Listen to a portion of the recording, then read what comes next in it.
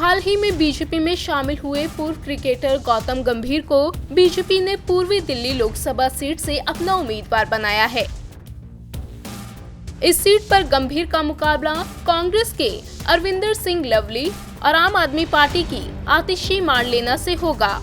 ऐसे में सबसे बड़ा सवाल यही है कि क्रिकेट के बाद सियासी पिच पर कमाल कर पाएंगे गौतम गंभीर। क्या पूर्वी दिल्ली सीट पर कमल खिला पाएंगे गौतम गंभीर? दरअसल दिल्ली की पूर्वी सीट से मौजूदा सांसद महेश गिरी का टिकट काटकर बीजेपी ने पूर्व क्रिकेटर गौतम गंभीर पर दाव खेला है। टिकट मिलने के बाद गंभीर ने कहा कि क्रिकेट में मेरा कोई आइडियल नहीं है, लेकिन राजनीति में मेरे आइडियल प्रधानमंत्री नरेंद्र मोदी हैं।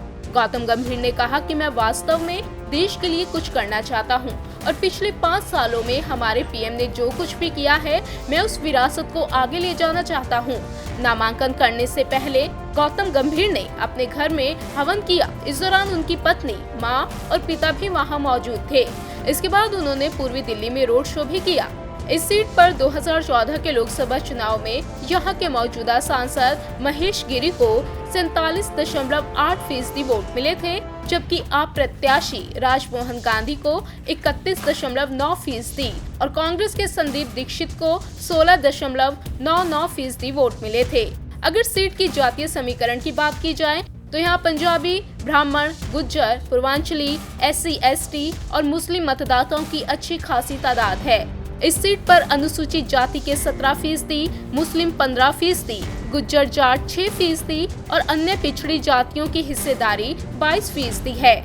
सबसे खास बात तो ये है कि एक और जहां उत्तर पश्चिमी दिल्ली पर उम्मीदवार का ऐलान नहीं होने से मौजूदा सांसद उदित राज पार्टी से नाराज चल रहे हैं, तो वहीं महेश गिरी ने उनकी जगह इस बार क्रिकेटर गौतम गंभीर को पूर्वी दिल्ली से टिकट देने पर बड़ा दिल दिखाते हुए उन्हें शुभकामनाएं दी। उन्होंने यहां तक कहा कि वो नामांकन दाखिल करने के लिए गौतम गंभीर के साथ जाएंगे। अपने ट्वीट में महेश गिरी ने लिखा, पूर्वी दिल्ली से भारतीय जनता पार्टी के प्रत्याशी गौतम गंभीर को मैं अपनी शुभकामनाएं अर्पित करता हूं।